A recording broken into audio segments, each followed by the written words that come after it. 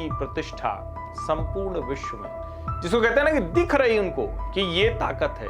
कांग्रेस अब उस स्थिति में पहुंच चुकी है, हम लोग अक्सर बात करते चले आ रहे थे कि वो कई बार मुस्लिम लीग बनती दिखाई पड़ती है। राहुल गांधी तो हमारे अपने नेता प्रतिपक्ष हैं, और जब वो ये कहने लगते हैं कि हमारे कितने झटके, जो कुछ बयानवीर पैदा हुए हर पक्ष से, उन पर कार्रवाई कब? हमारे यहाँ इस तरह से नहीं होता है कि युद्ध हारे और उसको फील्ड मार्शल बना दें और एक और बिल्ला उसको पहना दें। ऑपरेशन सिंदूर की लालिमा तो पूरी दुनिया ने देखी है, लेकिन जो लाल आतंक की जो कालिमा थी उसको कैसे मिट्टी में वाकई मिला दिया गया है। वो आतंकवादी मारे गए जिन्होंने अलग अलग समय में भारत को लहूलुहान करने की, भारत की आत्मा पर चोट पहुंचाने की, भारतीयों का जीवन लेने की कोशिश की थी। देश के खिलाफ, देशवासियों के खिलाफ बंदूक चाहे बाहर से उठे चाहे अंदर से उठे, गोली उसके माथे पर धंसेगी। नमस्कार, मैं हर्षवर्धन त्रिपाठी। नमस्कार, मैं हूं राजकिशोर। राज की बात हर्ष के साथ के इस वाले एपिसोड में हम लोग पूरी तरह से 3 मुद्दों पर बात करेंगे। एक मुद्दा जो सबके मन में है, जो बहुत साफ साफ दिख रहा है कि एक ऑपरेशन सिंदूर होता है, भारत की प्रतिष्ठा दुनिया में बढ़ती है, लेकिन हमारा विपक्ष कुछ आक्रामक है। कुछ सवाल उसके जायज हो सकते हैं, लेकिन क्या सवाल जो पूछ रहा है उससे देश का विमर्श कमजोर हो रहा है? इस पर थोड़ा बातचीत करेंगे, समझेंगे। दूसरा एक जो बड़ा मुद्दा है, अमित शाह जिन्होंने लक्ष्य लिया था 31 मार्च 2026, ये जो नक्सलवाद कहा जाता है, हालांकि नक्सलवाद जैसी कोई चीज है नहीं, क्योंकि नक्सलबाड़ी से नक्सलवाद हो गया, मूलतः वो माओवादी आतंकवाद है। वो समापन हो रहा है, वो खत्म हो रहा है, वो पूरी तरह से ध्वस्त किया जा रहा है। तो सीपीएम क्यों परेशान हो गई, तो इसको भी जरा बात करेंगे। और तीसरी महत्वपूर्ण बात, वो हालांकि उसका निर्णय आना है, सर्वोच्च न्यायालय को निर्णय करना है, लेकिन उस पर भी बात करेंगे कि वक्फ को लेकर ठीक उसी तरह का व्यवहार क्यों विपक्ष कर रहा है, विपक्षी नेता कर रहे हैं। और सिब्बल साहब तो जाहिर है ऐसे ही बाबरी के मामले में भी कोर्ट गए थे, तो ऐसा क्यों कर रहे हैं? तो शुरुआत मुझे लगता है राजकिशोर, शुरुआत तो उसी से करनी चाहिए जो सबसे बड़ा मुद्दा है, भारत की प्रतिष्ठा संपूर्ण विश्व में, जिसको कहते हैं ना कि दिख रही उनको कि ये ताकत है। सुपर पावर हम भले न हों, अभी कई पैमानों पर हम पीछे हैं, अभी हम डेवलप्ड नेशन नहीं हुए, लेकिन हमारी जो ताकत है उसने तुर्की, चाइना और अमेरिका की संयुक्त जो आयुध क्षमता थी उसको ध्वस्त किया है।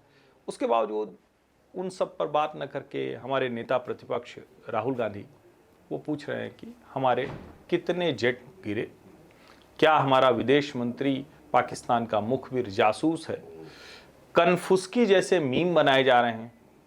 शाहबाज शरीफ के एक तरफ जयशंकर और दूसरी तरफ नरेंद्र मोदी, कनफुसकी करके मीम बनाए जा रहे हैं। जे कह के संबोधित किया जा रहा है, और जे का जो विश्लेषण जो कांग्रेस आईटी सेल की प्रमुख सुप्रिया श्रीनेत ने किया है, बहुत ही भद्दा और बहुत ही गंदा है। क्या चल रहा है आपको, मतलब ये किस तरह से दिख रहा है, और क्या ये सब होना चाहिए था? नहीं, होना तो खैर बिल्कुल नहीं चाहिए था, ये तो जो कर रहे हैं उनको भी पता है हर्षवर्धन।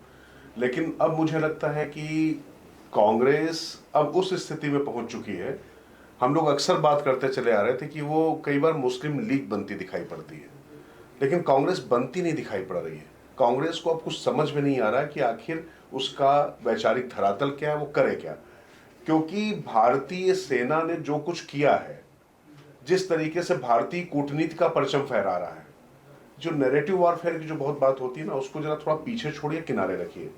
ये देखिए कि हमने किया क्या है, दुनिया क्या मान रही है। लोग बहुत बात कहते हैं कि पर्दे के पीछे क्या चल रहा है। अभी थोड़ी देर पहले पर्दे के पीछे की बात लेकर हम और हर्षवर्धन एक कार्यक्रम में थे, तो हर्षवर्धन ने कुछ सवाल उसमें उठाए थे, कुछ चुटकी भी ली थी। लेकिन इसको थोड़ा गंभीरता से देखिए और समझिए, क्या राहुल गांधी वाकई, ये बात लगातार कहा जा रहा था रिलेक्टेंट पॉलिटिशियन है, अब मैं रिलेक्टेंट नहीं, अब मैं मानता हूं कि वो देश के लिए खतरनाक पॉलिटिशियन है। कारण ये है कि जिस तरीके से उन्होंने हरी झंडी अपनी ट्रोल आर्मी को दे दी है, क्योंकि ट्रोल आर्मी जो है नरेंद्र मोदी के मीम बनाए, जयशंकर के बनाए, मुझे उससे कोई आपत्ति नहीं है। अमित शाह के मजे ले ले, नड्डा के ले ले, कोई दिक्कत नहीं। अब वो क्या कर रहे हैं, जो सवाल पाकिस्तान पूछ रहा है उसको एम्पलीफाई कर रहे हैं, और यहां पर उसको और ज्यादा इको करने की कोशिश कर रहे हैं। अच्छा ये बताइए कि हमारे कितने विमान गिराए हैं, क्या उनको पवन खेड़ा, सुप्रिया सुनेत को वहां पर पेशकश लेकर उनको ठीक करने भेजेंगे? कितने गिरे, क्या करोगे जान के बताओ ना। अभी जो है संसद में जब विदेश मंत्रालय की जो संसदीय समिति है उसकी बैठक हुई, उसमें हमारे विदेश सचिव ने सारी बातें बता दी। एस जयशंकर के जिस बयान पर बातें हो रही हैं कि हमने पहले बता दिया, बाद में बता दिया, क्या मूर्खतापूर्ण बातें हैं। मतलब मैं वाकई हर्षवर्धन कई बार, मतलब राहुल गांधी की मूर्खता को तो खैर बलिहारी है ही, उनकी पार्टी जो वो मूर्खता करेंगे तो साहब क्या बचा के मारा वाली चापलूसी है। लेकिन जो हमारे तुम्हारे जैसे कुछ तथाकथित पत्रकार हैं, वो जब इसके साथ में जुड़ते हैं तो ये जरूर समझ में आता है कि यार ये इकोसिस्टम है तो बड़ा खतरनाक है। और ये कहीं ना कहीं वो ज्योति मल्होत्रा अभी एक तो पकड़ी गई है, उसके साथ 4-5 और पकड़े गए, लेकिन कहीं ना कहीं अंदर जो कमलेश्वर की किताब थी ना, कितने पाकिस्तान, ये पता नहीं कितने पाकिस्तान लोगों के दिल में बसे हुए कि पाकिस्तान जो कह रहा है और जो भारत के खिलाफ कह रहा है वही ठीक मानेंगे। लेकिन वहां पर नजम सेठी क्या कह रहा है, जो वरिष्ठ पत्रकार है, वहां पर चीख चीख के मरियम नवाज क्या कह रही है, वो नहीं सुनेंगे। उनको सुनना सिर्फ वही है, क्योंकि ये लोग हीनता बोध से ग्रसित, और भारत जिस तरीके से अपना वैभव पा रहा है, अपनी पराक्रम का और अपनी शक्ति का जो उसने दिखाया। हर्षवर्धन ने एक बहुत महत्वपूर्ण बात शुरुआत में कही, उस पर ध्यान दीजिएगा। तुर्की, चाइना और अमेरिका की संयुक्त शक्ति, ये देखिए क्या था कि ये एक केस स्टडी है और दुनिया भर में हो गया। आप मान कर चलिए कि भारत ने किस तरीके से अपने आकाश तीर से ये पूरा सुरक्षा चक्र बनाया और अपनी जगह से खड़े खड़े उनको मारा और अपने यहाँ घुसने नहीं दिया। और इसमें अमेरिका भी एक्सपोज हुआ, चाइना भी एक्सपोज हुआ, तुर्की भी एक्सपोज हुआ, लेकिन ये पराक्रम, ये वैभव, ये नहीं दिखाई पड़ रहा है। तो ये तो दिक्कत हमारी सेना की, हमारी कूटनीति की नहीं है ना, ये दिक्कत तो इनके यहाँ अंदर जो चल रहा है कि अब उनको लगता है कि अब सत्ता मिलनी नहीं है तो अनाप शनाप हम भी खेलेंगे, नहीं तो खेल बिगाड़ेंगे। अरे यार, देश खेल नहीं है, आपको खेलने तो नहीं देगी पब्लिक। नहीं, देना भी नहीं चाहिए। और इसको मैं बार बार समझाता हूं कि भाई कितना भी मजबूत व्यक्ति हो, कमजोर से कमजोर व्यक्ति की वो पिटाई करे तो 2-4 हाथ 2-4 जगह लग ही जाता है। अपने से भी चोट लग गई, कट गया, कुछ हो गया, तो क्या अपने घर का आदमी ये कहेगा कि अच्छा तुम्हारा कैसे नुकसान हो गया, जरा बताओ किस तरह का हो गया, ये बताओ? ये कोई करेगा क्या? या ये नैरेटिव कहेगा कि अरे भैया हमारे भाई ने जाके गधे की तरह पीटा उसको, बहुत बदमाशी कर रहा था, एकदम पीट के रद्द कर दिया। हमारा नैरेटिव तो यही होना चाहिए ना। राहुल गांधी तो हमारे अपने नेता प्रतिपक्ष है ना, और जब वो ये कहने लगते हैं कि हमारे कितने जट गए, उनसे मतलब सीखना चाहिए, या कहें कि कम से कम इस चीजों में तो समझ लेना चाहिए। प्रियंका चतुर्वेदी कह रहे मान लो हमारा विमान कोई गिरा होगा, हम फिर बना लेंगे, हम सक्षम लोग हैं, समर्थ लोग हैं। हम पाकिस्तान की तरह थोड़ी ना है कि 4 दिन की लड़ाई में उनके एयरबेस खत्म हो गए, 11 एयरबेस खत्म हो गए। और मुझे लगता है कि जिस तरह के रणनीतिक कौशल का परिचय भारत ने दिया, यह भी कमाल है। आप 4 दिन में यह स्थिति कर लें। अच्छा चलो मान लिया जो विपक्ष का नैरेटिव है कि नहीं नहीं हमने किस वजह से, हमारी कोई मजबूरी, हमारी मजबूरी रही होती तो पाकिस्तान कोई युद्ध विराम करता, वो चढ़ नहीं जाता, हमारी मजबूरी कोई रही होगी। और हम चूंकि इस स्थिति में, और मैं एक बात और समझाता हूं, जब बड़े लोगों के बीच में झगड़ा हो तब तो बात अलग होती है, लेकिन अगर एक छोटे और बड़े के बीच में हो तो अक्सर जो बड़े लोगों का दूसरा समूह होता है वो छोटे के ही पक्ष में जाता है। तो पाकिस्तान को सहला रहा है अमेरिका, पाकिस्तान को सहला रहा है चाइना। और मैं बार बार ये सवाल करता हूं कि भाई फिर तो चाइना के विदेश मंत्री से पूछा गया तो उन्होंने कहा हमारे लिए न्यू दिल्ली इस्लामाबाद दोनों एक जैसे हैं। क्या ऐसा है क्या? ये सारी की सारी राजनयिक की भाषा होती, डिप्लोमेसी की भाषा होती। ऐसे ही अलग अलग जगह से आप देखें। और देखिए यहां एक बात और समझना बहुत जरूरी है, डोनाल्ड ट्रंप के लिए शायद बहुत हड़बड़ी का समय है, बहुत जल्दबाजी का समय है। उनको कोई साख, कोई उनको एक कहें कि भरोसा उनका कोई नहीं करने को तैयार है। और इसलिए वो कोई तो श्रेय दे दो भैया, हमने परमाणु युद्ध रुकवा दिया, हमको श्रेय दे दो, हमने ट्रेड डील करा दी, हमको श्रेय दे दो। वो ट्रेड डील अमेरिका इजराइल को भी दे रहा था, वही अमेरिका ट्रेड डील रशिया को भी दे रहा था, यूक्रेन को भी दे रहा था, कोई नहीं लेने को तैयार है। और भारत के साथ उन्होंने ट्रेड डील करने की कोशिश 16 से 20 में भी की थी, फिर 20 से 24 में जो बाइडेन ने भी की थी, और 24 के बाद फिर वो आए हैं तो कर रहे हैं। लेकिन नरेंद्र मोदी ने भारत के हितों को जरा सा भी कॉम्प्रोमाइज नहीं किया, समझौता नहीं किया। यह भी एक बड़ी वजह है कि डोनाल्ड ट्रंप एक तरह से भारत को कमतर दिखाने की कोशिश करते हैं। लेकिन यहां इसका दूसरा पहलू भी देखिए ना, भारत का विदेश मंत्री, भारत का विदेश सचिव, भारत के विदेश मंत्रालय के प्रवक्ता, वो डोनाल्ड ट्रंप को शहबाज शरीफ के बराबर लाके खड़े कर दे रहे हैं बिना नाम लिए। और मुझे लगता है यह डिप्लोमेसी भी इतिहास में याद की जाएगी। और एक बात जरूर मैं कहूंगा, चर्चा करिए ना, अब राहुल गांधी खूब पूछ रहे हैं तो 1971 की याद खूब दिलाई जा रही है। वो इंदिरा गांधी का मीम बनाया गया कि नरेंद्र तुम डर क्यों गए, तुम भाग क्यों गए, डरा भागा कौन, ये सब जानते हैं। लेकिन जब वो मीम बनाएंगे तो पूछा जाएगा कि 93,000 सैनिक जब हमने पकड़ लिए थे, बंदी बना लिए थे, तो अपने जो युद्धबंदी थे उनको भी हम क्यों नहीं छुड़ा पाए। जब 93,000 सैनिक थे तो हम पीओजे के क्यों नहीं ले पाए? और अब तो सब कह रहे हैं भारत की सारी समस्या भारत के विभाजन से शुरू हुई, तो क्या नेहरू जिम्मेदार नहीं थे? नेहरू जिम्मेदार थे तो उसके बाद हमारा अपना हिस्सा हमारे पास रहे, क्या वो वापस हम ले पाए? पीओजेके से लेकर सारी चीजें, फिर जितने युद्ध हुए हमारा हिस्सा जो चला गया वो उसकी चर्चा हम क्यों नहीं करते? और इंदिरा गांधी शिमला में कौन सी चीज पर उस वक्त बेनजीर भुट्टो उधर से सक्रिय थी, इधर से संजय गांधी सक्रिय थे, वो भी किससे खूब चलते हैं। तो सवाल ये है कि ये जो उधर का एक परिवार है और इधर का एक परिवार है वो क्या कर रहे थे? और फिर बीच में अब्दुल्ला परिवार की परंपरा आती है जो 370 का भी एक लंबे समय तक एक कोढ़ रहा, एक जिसको कहें कि कलंक के जैसा रहा, अनकॉन्स्टिट्यूशनल लाए, ये सारी भी चर्चा होगी। तो मुझे लगता है कि राहुल गांधी को नेता बनाने के चक्कर में पूरे नेहरू गांधी परिवार के, और मैं फिर कहता हूं इंदिरा गांधी बहुत ताकतवर नेता थी, बहुत अच्छा किया, पूरा देश मानता है, लेकिन जब आप इस तरह की बात करते हैं कि आयरन लेडी और सायरन मैन, यानी भारत की सेना, भारत की सरकार वो अपने लोगों को आपातकाल के समय में आकस्मिक जो युद्ध का समय है उसमें तैयार कर रही थी और कांग्रेस मीम बना रही थी आयरन लेडी और सायरन मैन। तो मुझे लगता है कि ये देश के लोगों को बहुत अच्छे से जानना चाहिए और मैं फिर कह रहा हूं सवाल पूछना चाहिए। वो सवाल हम लोग हर बार पूछते हैं, फिर दोहरा रहा हूं, पहलगाम के चारों आतंकी कब पकड़े जाएंगे?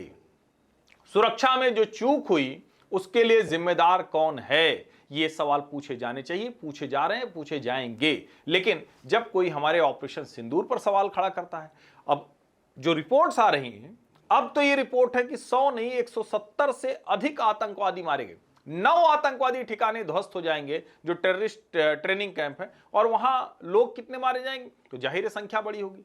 जो पाकिस्तानी सेना के लोग थे, एयरबेस पर हमला हुआ, वो मारे नहीं गए होंगे ऐसा नहीं हो सकता, लेकिन एक डिप्लोमेटिक लैंग्वेज होती है। हाँ, विदेश मंत्री जयशंकर को थोड़ा और कॉशियस रहना चाहिए, उनको ये समझना चाहिए कि उनका एक भी शब्द किस तरह से उपयोग दुरुपयोग किया जा सकता है। मुझे लगता है इसमें थोड़ा और सतर्क उनको रहना चाहिए, और विशेष करके जो विदेशी धरती पर जाकर बोलना है, विदेशी मीडिया के साथ बात करना है, उसमें भी थोड़ा और सतर्क सचेत रहना चाहिए। लेकिन मेरा बहुत स्पष्ट तौर पर मानना है भारत ने एक कमाल का काम किया है, दुनिया डर महसूस कर रही है, दुनिया विशेष करके अमेरिका भी भारत को चीन जैसा देख रहा है। शायद ये भी वजह है कि दुनिया की सारी ताकतें हमारे खिलाफ लगी हुई हैं। दुर्भाग्य कि हमारे यहाँ हमारे नेता भी उनके साथ उनकी भाषा बोलते नजर आ रहे हैं। नहीं, बात यही है ना कि ये जो प्रश्न हर्षवर्धन ने उठाया, चारों आतंकवादी कहाँ हैं, कौन जिम्मेदार है, उन पर कार्रवाई कब, इसके साथ में जो कुछ बयानवीर पैदा हुए हर पक्ष से, उन पर कार्रवाई कब, ये सब चीजें ठीक है, यहां तक तो समझ में आता है। लेकिन कांग्रेस को विषय कौन से दिखाई पड़ रहे हैं, कौन से मुद्दे वो उठा रही है? बात होती है कि केंद्र सरकार और विपक्ष में ट्रस्ट डेफिसिट की बात होती है। भैया, ट्रस्ट डेफिसिट तो फिर पी चिदम्बरम, सलमान खुर्शीद और शशि थरूर और कांग्रेस के अंदर ही है, राहुल गांधी के अंदर है, मल्लिकार्जुन खड़गे इसको छोटा मोटा युद्ध कहते हैं। तो एक बात आप समझिए कि भारत ने जो वाकई जो काम किया है, 170 का जो आंकड़ा दे रहे हैं, और यहाँ पर एक बहुत बारीक सी रेखा है, इसको समझना पड़ेगा। जब कोई डिप्लोमेटिक भाषा में बोलता है ना, तो कहता है कि हमने सिर्फ सुरक्षा के मद्देनजर अपने कुछ कदम उठाए, हमने कभी युद्ध नहीं कहा था। ये बात बार बार ध्यान रखिए, कभी भी युद्ध नहीं कहा था, और युद्ध किए बगैर युद्ध से ज्यादा नुकसान पहुंचाया, एक्सपोज करके रख दिया पाकिस्तान को। और एस जयशंकर से जो लोग जवाब मांग रहे हैं ना कि उन्होंने पहले सूचना दे दी थी, अरे पहले सूचना दे देती तो फिर मतलब जो है अजहर महमूद ने क्या 14 लोग अपने वहां पर मतलब जो है वहां पर जो है मर जाने के लिए छोड़ दिए थे, अपने जो अपने परिवार के इतने वहां पर जो आतंकवादी मारे गए वो मर जाने के लिए छोड़ दिए गए थे। नहीं राजेश्वर, अगर बता दिया था और उसके बाद हम ये करने में सक्षम हैं तब तो फिर गजब ही है। तो इसको ऐसे मान लिया जाना चाहिए कि उनको लगता था कि भाई 26/11 हम करके चले आए, हाँ, ये लोग तो कुछ कर नहीं पाए। तो ये तो आपने परिपाटी ऐसी दी है ना, क्योंकि 26/11 के बाद जिन लोगों ने 71 तो बहुत पुराना चले गया हर्षवर्धन, 26/11 के बाद 2008 में, उसके बाद शर्मलेख 2009 में आप करते हैं, बिल्कुल, और वहां पर उसको पाकिस्तान को आतंकवाद से पीड़ित देश बताकर चले आते हैं।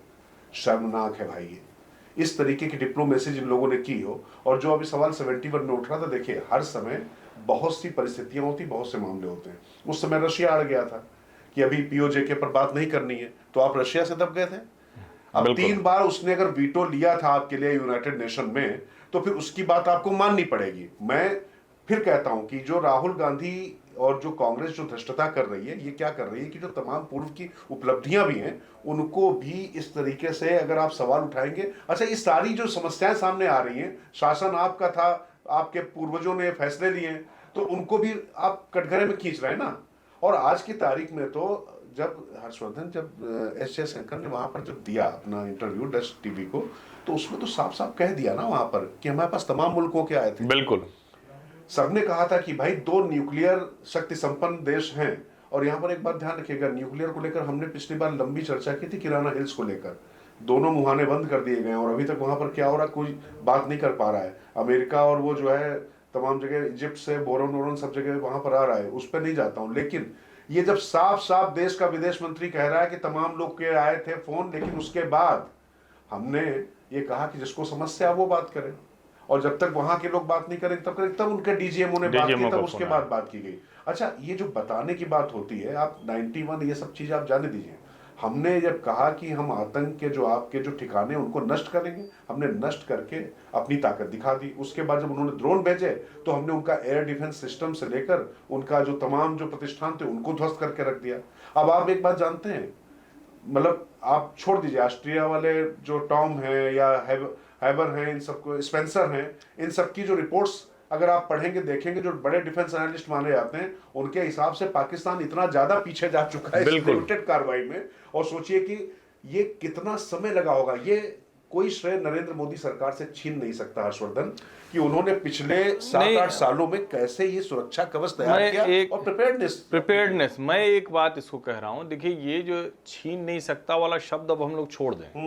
क्या इंदिरा गांधी से इस देश ने श्रेय छीनने की कोशिश की थी? नहीं की। नहीं, ये कर रहे हैं ना, इसलिए मैं कह रहा हूं। और ये जो कोशिश कर रहे हैं, जरा सोचिए आप, प्रधानमंत्री नरेंद्र मोदी हैं, भारत में कोई मिलिट्री शासन, कोई डिक्टेटरशिप रूल नहीं है। भारत में सेना जो भी करती है वो हमारी जनता की ही सेना के तौर पर है। सेना की जनता नहीं होती, हम पाकिस्तान नहीं है। हमारे यहां इस तरह से नहीं होता है कि युद्ध हारे और उसको फील्ड मार्शल बना दें और एक और बिल्ला उसको पहना दें। हमारे यहां नहीं होता है। और जाहिर है जब नरेंद्र मोदी की अगुवाई में ये जोखिम लिया गया, जब 22 अप्रैल को घटनाक्रम हुआ पहलगाम में, जहां धर्म पूछकर मारा आतंकवादियों ने, तो सवाल किस पे उठाया था? उसके बाद सवाल तो उसी पर था। जब उस व्यक्ति पर सवाल है तो उसी व्यक्ति के माथे पर श्रेय भी जाएगा। 370 समाप्त करने के बाद कश्मीर को जिस तरह से बेहतर करने की कोशिश हुई और जो करके दिखाया, और मैं फिर कह रहा हूं, इस सरकार ने बहुत योजनाबद्ध तरीके से जो बरसों के जख्म थे, नासूर बन चुके जो जख्म थे, उनको ठीक करना शुरू किया राजकिशोर जी। और मैं इसीलिए कह रहा हूं कि जो अगर आप ध्यान से देखें, इस दौरान भी जो चाहे तेलंगाना और छत्तीसगढ़ और महाराष्ट्र का जो त्रिकोण जिसको कहा जाता है, वहां जो लाल गलियारे में जो कुछ हो रहा था वो चाहे हो रहा हो, चाहे पूर्वोत्तर में जो कुछ हो रहा हो, भारत में ये जो युग है इसको भारत की पुरानी समस्याओं को खत्म करने के तौर पर देखा जाएगा। अब वो जो माओवादी आतंकवाद है वो भी तो आखिरी सांसें गिन रहा है। बिल्कुल, ऑपरेशन सिंदूर की लालिमा तो पूरी दुनिया ने देखी है, लेकिन जो लाल आतंक की जो कालिमा थी उसको कैसे मिट्टी में वाकई मिला दिया गया है। और मैं जब आपसे कह रहा हूं मिला दिया गया है, तो जो 31 मार्च 2026 का जो टाइम लिमिट रखी थी अमित शाह ने, मैं मानता हूं कि ये साल का अंत खत्म होते होते हो गया। कैसे? बसव राजू, ये नाम आपको पिछले कुछ दिनों से सुनने में मिल रहा होगा। ये सिर्फ सीपीआई माओइस्ट का कमांडर नहीं था मात्र, ये नंबर 1 पोस्ट है वहां पर, आप समझिए जनरल सेक्रेटरी। और इसके साथ ही ये डिफेंस कोर था। इससे पहले वाला जो गणपति अभी जीवित बचा हुआ जो मार्गदर्शक मंडल में है, वो डिफेंस वाला नहीं था। और ये जो सबसे उनकी लड़ाकू टुकड़ी थी, और उनको मारा किसने? हर्षवर्धन। हमारी सेंट्रल फोर्सेस की जरूरत नहीं पड़ी। जो वहां के स्थानीय लोग थे, जो पूर्व नक्सली थे, डीआरजी जिसको बोलते हैं, डिस्ट्रिक्ट रिजर्व गार्ड, वो 1100 लोगों की जो पूरी पलटन थी उसने घेरेबंदी की और उसने बसव राजू को मार गिराया। बसव राजू जानते हैं कौन है? हमारे जो 76 जो सीआरपीएफ के जवान थे उनको मारने वाला ये दुर्दांत हत्यारा। इसने झीरम घाटी का जो पूरा, जिसमें कांग्रेस के भी कई नेता मारे गए थे, बिल्कुल, उसने इस कांड को अंजाम दिया था। 2002-3 आप अगर गिनना शुरू करेंगे तो भारतीय जनता पार्टी के एक मंत्री थे, नेता थे, 5 लोग एक साथ मारे गए थे। इस तरीके से इसने पूरा वहां पर मचाकर रखा हुआ था, हम अभेद हैं, तो उसको भेद दिया गया है। और ये ध्यान रखिए, ये जितनी समस्या घातक ये एलओसी वाली है, उससे कम समस्या नहीं थी, वो तो फिर भी सीमा पर थी, ये हमारी छाती पर थी। उससे बहुत बड़ी थी। 126 जिले आपके देश में उस तरह से नक्सल से, इस माओवाद से बहुत बुरी तरह से, और वो अपनी सत्ता चलाते थे। और देखिए, आपने कहा तो फिर मैं याद दिला दूं, हम लोग जो अभी बात कर रहे थे, जो हमने 9 आतंकवादी ठिकाने उड़ाए थे ऑपरेशन सिंदूर में, मसूद अजहर के परिवार के लोग 14 लोग मारे गए, ये तो एक बात है। वो आतंकवादी मारे गए जिन्होंने अलग अलग समय में भारत को लहूलुहान करने की, भारत की आत्मा पर चोट पहुंचाने की, भारतीयों का जीवन लेने की कोशिश की थी, जीवन ले लिया था। जो हत्यारे थे उनको एक एक करके मार गिराया है, चाहे वहां मारना हो या फिर यहां जो लाल आतंकवाद के नाम पर, जो माओवादी आतंकवाद के नाम पर कर रहे हैं। और देखिए, जरा सोचिए, सैकड़ों हजारों ऐसे बच्चे हैं, महिलाएं हैं, किसी का हाथ उड़ गया है, किसी का पैर उड़ गया है। इन लोगों ने इतनी लैंड माइन्स बिछा दी कि वहां कोई खेती नहीं कर सकता, वहां कोई स्कूल जा रहा है तो डर लगता है कि पता नहीं कहां फट जाए। और इस बार तो और खतरनाक इन्होंने किया था, वो शीशे में जंगलों में लटका दिया था कि गलती से एक लगे तो एक के बाद एक लगातार फूटे, तो वो बम के तौर पर इस्तेमाल किया। लेकिन उसको भी हमारे पुलिस के जवान, हमारे कोबरा जवान, डीआरजी के जवान, हमारे अर्धसैनिक बल, उन्होंने एकदम से, जिसको कहते हैं ना, कि ध्वस्त कर दिया। और फिर मैं कहूंगा, हमारे देश के नेतृत्व को इसलिए आप श्रेय दीजिए। अगर अमित शाह ने तय नहीं किया होता, यूपीए के समय में पी चिदम्बरम कुछ कहते थे और दिग्विजय सिंह मीटिंग में कुछ कहते थे। यूपीए के समय में 4 कदम आगे चलते थे और 3 कदम 4 कदम फिर पीछे आ जाते थे, उनको अवसर मिल जाता था। अगर ये कांग्रेस की सरकार रही होती, 5 साल भूपेश बघेल की सरकार रही, इस अभियान में बाधा आई। और अब जब विष्णुदेव साय की सरकार आई, जब भाजपा की सरकार आई, तो डेमोक्रेसी आपको कैसे, किन समस्याओं से कैसे निपटने का अवसर देती है, यह भी एक बड़ा काम है। और मैं फिर कह रहा हूं, बसवराजू एक है, लगातार हर दूसरे चौथे लोग मर रहे हैं। 27 माओवादी नक्सली आतंकवादी मारे गए, उसके बाद अभी 3 फिर मारे गए, उनके जो हथियार पकड़े गए हैं, पूरे हमारे आदिवासियों का जीवन जिन्होंने नरक कर रखा था वो समाप्त हो रहे हैं। तो एक वो वाला ठिकाना जो इस्लामिक आतंकवाद, दूसरा ये वाला ठिकाना जो वामपंथी माओवादी आतंकवाद, दोनों मोर्चों पर ये सरकार कमाल का काम कर रही। श्रेय तो आपको देना ही पड़ेगा, क्योंकि जनता को अपने आसपास जीवन बेहतर होता दिख रहा है ना, आप उसको क्या बताएंगे। दरअसल इसका सबसे बड़ा जो संदेश जा रहा है हर्षवर्धन, मुझे लगता है जो हर व्यक्ति समझ रहा है, वो सबसे बड़ी बात यह है कि देश के खिलाफ, देशवासियों के खिलाफ बंदूक चाहे बाहर से उठे चाहे अंदर से उठे, गोली उसके माथे पर धसेगी, सीने पर उसके गोली चलेगी। और ये जो बात कह रहे हैं राजनीति ने कितना नुकसान किया है, आप याद करिए कि डॉक्टर रमन सिंह जब वहां पर चीफ मिनिस्टर थे और यहाँ पर केंद्र में चाहे चिदम्बरम रहे हो, चाहे पाटिल रहे हो या शिंदे रहे हो, उस समय पूरा सामूहिक ये कहते थे, भारतीय जनता पार्टी के जो मुख्यमंत्री थे और वहां पर अगर मान लो तेलंगाना में भी थे जो लोग, वो लोग ये बात करते थे कि ये राष्ट्रीय समस्या है, प्रदेश की समस्या नहीं है, सबको मिलकर काम करना पड़ेगा। लेकिन भूपेश बघेल ने क्या किया? भूपेश बघेल ने आते ही आते सबसे पहले तो वहां से चौकियां हटवा दी। जो सीआरपीएफ के जो कैंप बनने होते थे उसमें तक आफत मचाई उन्होंने। स्थिति ये थी। और जैसे ही अभी क्या स्थिति है, विष्णुदेव साय, ये छोटी बात लग रही है कि वहां पर अबूझ माड़ में जाकर विजिट करके आ रहे हैं। अरे भाई साहब, ये मतलब आप कलेजा देखिए, ऐसे नहीं तैयार हुआ है। हमने जो वहां पर जो व्यवस्था कर रखी, इतना पूरी तरीके से चाक चौबंद कर दिया, क्योंकि आप ध्यान रखिएगा वहां पर किसी को भी समझ में नहीं आता है। उस टेरेन में बहुत ज्यादा जाने का मेरा अनुभव रहा है, मैं आपको बता सकता हूँ मौत किस तरफ से आएगी आपको समझ में नहीं आता था। ऊपर नीचे आगे पीछे कहीं से भी कोई भी वहां पर कब आपको मार दे। लेकिन अभी वहां पर मुख्यमंत्री जा रहे हैं, गृह मंत्री जा रहे हैं, वहां रुक रहे हैं। गृह मंत्री अमित शाह, वहां के गृह मंत्री विजय शर्मा और मुख्यमंत्री विष्णुदेव साय वहां रात रुक रहे हैं। जिन जगहों पर कहा जाता था कि यहाँ तो दूसरे का शासन चलता है, लेकिन आप जो कह रहे हैं कि गोली तो लगेगी, बंदूकें छोड़, आप कह रहे हैं कि गोली तो लग रही है, लेकिन पता नहीं किसके गोली लग रही है। वो सीपीएम के महासचिव हैं एमए बेबी, बेबी से मत कंफ्यूज होइएगा, उनकी उम्र बहुत ज्यादा है, 70-80 साल के हैं, कुछ 80-80 साल है शायद। तमाम लिबरल के बेबी है ना, तो एमए बेबी उनका नाम है। वो बेबी बड़े परेशान हो गए हैं। वो कह रहे हैं कि ये तो मतलब एकदम कोल्ड ब्लडेड मर्डर है। होगा ही भाई, आतंकवादियों को तो इसी तरह से मारना पड़ेगा।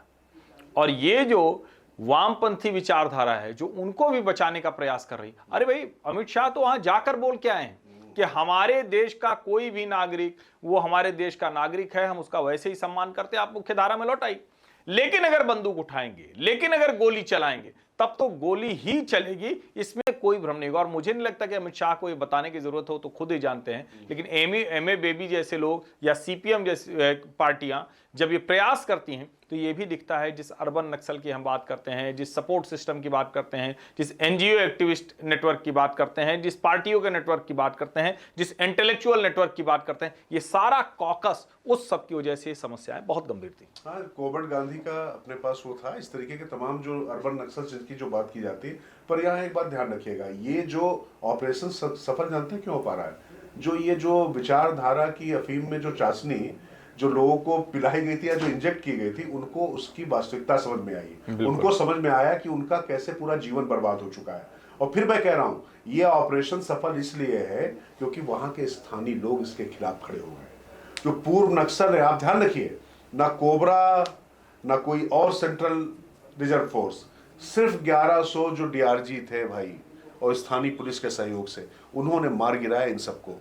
तो कुल मिला के जो लोहे को लोहा काटता है ना, तो ये वो लोग ऐसे तैयार नहीं हो गए हर्षवर्धन, वो लोग इसलिए तैयार हुए क्योंकि उन्होंने देखा, मैंने उनके बीच स्टोरीज की, हाँ। मतलब उन्होंने अपने पिता को खो दिया, बच्चों को खो दिया, लड़की जवान हुई 12-13 साल की हुई, उठा ले गए। ये लड़का जवान हुआ, ये नक्सल बनेगा, इसको हम कमांडर बनाएंगे। मतलब ये जो जनताना सरकार के नाम पर जो पूरा अतिवाद और जो पूरा चल रहा था, और निश्चित तौर पर इनके पास से जो चाइनीज वेपन और जो पूरा रशियन वेपन जो आते थे, कहां से आते थे, इनको कौन सप्लाई करता था? ये जो पूरा आपको मालूम है, जो आरडीएक्स जो उड़ा रहा है, जो लैंड माइन्स जो उड़ा रहा है लोगों को, ये किसी और का नहीं था। जबलपुर की फैक्ट्री से 8 ट्रक एकदम से गायब हुए थे। अमित जोगी हुआ करते थे मुख्यमंत्री छत्तीसगढ़ के, ये वही आरडीएक्स है हर्षवर्धन, बाद में रिपोर्ट में आया। तो ये जो आप कह रहे हैं ना कि लोकतंत्र कैसे आपका वोट, कैसे आपका जीवन बदलता है और कैसे चीजें बदलता है, ये उसका एक सबसे बड़ा संदेश है। भूपेंद्र बघेल ने गलती की और जिस तरीके से करना चाहिए था, पूरे नक्सल इलाके में उनका सुपड़ा साफ हो गया। ठीक बात है, क्योंकि लोगों को दिखाई पड़ रहा है। तो इसलिए जो लोकतंत्र की बात करते हैं तो उनको बात नहीं करनी। लेकिन अब इसके साथ थोड़ा सा हर्षवर्धन जरा चलते हैं, थोड़ा सा और भी सुप्रीम कोर्ट में कुछ मतलब जो है और भी लिबरल्स टाइप के लोग हैं वो चल रहे हैं, और ये वक्त को लेकर बड़ी बहस चल रही है। और उसमें मतलब जो है बात तो वक्त पे हो रही थी, लेकिन जो सिब्बल और राजीव धवन जैसे जो वकील जो हमेशा जो है राम मंदिर के खिलाफ रहे और उनको हर हिंदू प्रतीक पर कोई टिप्पणी, उनकी नजर अभी भी मंदिर की दान पेटी पर ही है। हाँ, और कह रहे हैं कि वो मंदिर और मोक्ष और दान पेटी पर पहुंच गए वो। तो कुल मिला के ये जो मानसिकता है, अच्छा ये सारा एक समय एक सवाल पूछा जाता था कि ये जितने भी आतंकवादी होते हैं वो मुस्लिम ही क्यों होते हैं? तो ये जितने भी इस तरीके के जो वकील होते हैं वो कांग्रेसी या वामपंथी क्यों होते हैं? ये बड़ा सवाल है, क्योंकि कपिल सिब्बल ने ही याचिका डाली थी 2019 के पहले कि राम मंदिर पर निर्णय नहीं आना चाहिए, नहीं नरेंद्र मोदी को फायदा हो जाएगा। अब नरेंद्र मोदी को फायदा तो हो गया, उसके बाद राम मंदिर बन गया। हालांकि 2024 में कोई उसका फायदा कहें तो फायदा नहीं मिला, लेकिन जो फायदा मिलना है वो तो मिला। 19 में मोदी ने मना कर दिया था कि ठीक बात। लेकिन अभी जिस तरह से वक्फ को लेकर ये वाली जमात फिर से सर्वोच्च न्यायालय के सामने है, आप कह रहे हैं वोट ने तो कर दिया, जनप्रतिनिधि हो गए, सांसद हो गए, सांसदों के बीच में बहस हो गई, जो संसद में होना था वो हो गया, जेपीसी में चला गया, फिर से संसद में आ गया, पारित हो गया, अलग अलग रिप्रेजेंटेशन आ गए, अलग अलग जगह बातचीत हो गई, सब हो गया। लेकिन उसके बाद भी मान नहीं रहे, आप सर्वोच्च न्यायालय गए। ठीक है, सर्वोच्च न्यायालय से आखिरी जो उम्मीद है, लेकिन अब जो सर्वोच्च न्यायालय ने कहा है, सर्वोच्च न्यायालय बहुत साफ साफ कह रहा है, जस्टिस ने कह दिया कि भैया हम तो दरगाह भी गए हैं, हम तो चर्च भी गए हैं, आप कह रहे हैं वहां भी तो चढ़ावा होता है, वहां भी तो दान चलता है। दान से किसी को ऐतराज नहीं है, जो बात सरकार ने कही उसको सबको ध्यान में रखना चाहिए। ये इस्लाम का अनिवार्य हिस्सा वक्फ नहीं है, ये एक इस्लामी अवधारणा है, कॉन्सेप्ट है कि हमने कहा अच्छा चलो हम ऐसे दान करेंगे। लेकिन ये सवाल उठेगा, आप जब कहें कि हमने सब दान कर दिया, हमने सब वक्फ कर दिया, औकाफ कर दिया, तब तो ये सवाल भी उठेगा ना कि हिंदुस्तान में हिंदुओं की जो भूमि थी, भारत जो भूमि थी, उसमें कहां से ऐसी जमीन आई? फिर आप कहेंगे कि ये तो बाद में हुआ। तो अगर ये बाद में हुआ तो फिर ये कैसे आप कह सकते हैं कि जो अल्लाह के नाम पर एक बार चला गया वो जमीन वापस नहीं आ सकती? और सरकारी कब्जा कैसे, सरकारी जमीन पर कैसे कब्जा करके आप कहेंगे कि ये अल्लाह के नाम पर दे देंगे? तो ये भी कहा जाता है ना भैया, पाक जमीन होनी चाहिए, अपनी कमाई से खरीदी होनी चाहिए। तो ये वक्फ बाय यूजर कैसे हो सकता है कि हम 20 लोग जाकर नमाज पढ़ने लगे किसी एक जगह, उसके बाद हमने कहा ये वक्फ बाय यूजर हो गया? मुझे लगता है कि ये सारे बड़े सवाल हैं। उम्मीद हम करते हैं, चूंकि अब सर्वोच्च न्यायालय ने निर्णय रिजर्व रखा हुआ, उम्मीद हम करते हैं कि इसका जो निर्णय आएगा वो हर तरह की सफाई करेगा। लेकिन एक सफाई आपके दिमाग में भी हो, कौन लोग हैं जो खड़े हुए हैं? वो चाहते क्या हैं, वो देश में इस तरह की मुश्किलें क्यों बढ़ाए रखना चाहते हैं, वो देश में हिंदू मुसलमान के बीच संघर्ष क्यों कराए रखना चाहते हैं, उनकी कौन सी राजनीति है, ये भी ध्यान रखना बहुत जरूरी है।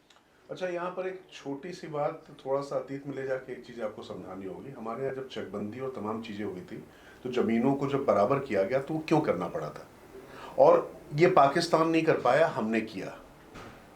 ये मूल अंतर समझिएगा, हमने किया तो हमारे यहाँ नीचे रिसोर्सेज बटे और उसका फायदा देश को होता दिखाई पड़ा।